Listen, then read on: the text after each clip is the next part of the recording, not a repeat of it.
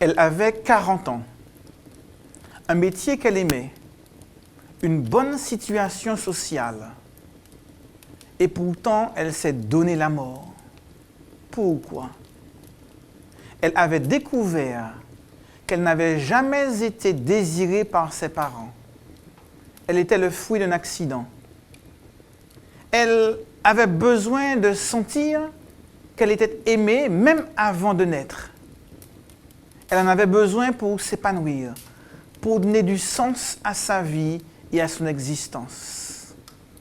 Comme elle, l'homme a besoin de savoir d'où il vient, pour savoir ce qu'il fait sur cette terre et où il va.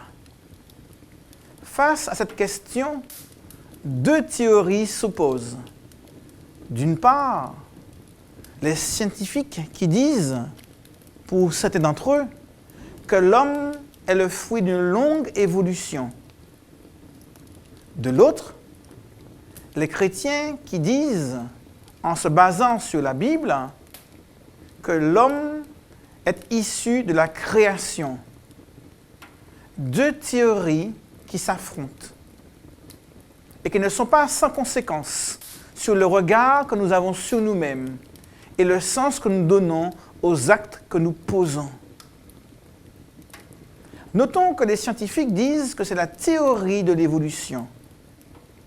Il faudrait insister sur ce mot « théorie ». Ils reconnaissent par là que cette affirmation de l'évolution n'a jamais été prouvée car elle ne pourra jamais l'être. Prouver quelque chose, c'est en faire la démonstration, répéter une expérience à plusieurs reprises et aboutir au même résultat. C'est la raison pour laquelle il leur sera complètement impossible de prouver l'évolution.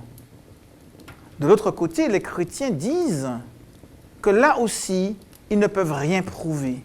Dans l'épître de Paul aux Hébreux, au chapitre 11 et au verset 3, il est dit « C'est par la foi que nous reconnaissons que le monde, ce monde-ci, a été créé par la parole de Dieu. De fait que ce qui existe, eh bien, est le fruit d'une création divine. » Tant les scientifiques que les chrétiens admettent l'impossibilité de prouver quoi que ce soit. La question, la seule, c'est de savoir si nous plaçons notre foi sur les théories des hommes ou sur la Bible. Les deux démarches sont scientifiques. Les deux démarches sont raisonnables.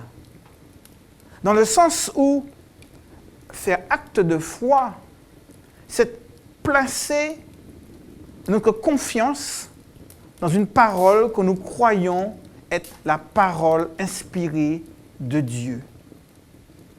De notre côté, celui qui va admettre la possibilité du hasard, de l'évolution, va aussi faire acte de foi, mais sur la base d'une réflexion, d'une théorie.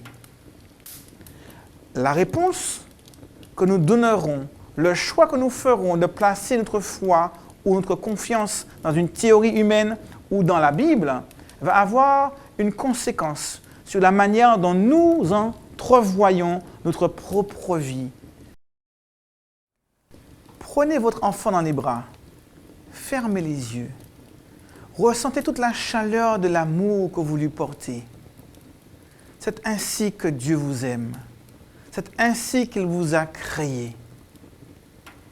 Si l'on sait au plus profond de soi que Dieu nous a désirés, qu'il nous a conçus, qu'il nous a créés, cela fait toute la différence. Vous n'aborderez plus la vie de la même manière, avec la conviction que Dieu vous aime et que Dieu veut être à vos côtés, que Dieu a un projet pour vous, parce que c'est lui qui vous a créé et qu'à ce titre, vous n'êtes pas n'importe qui, enfant et fils du Dieu vivant.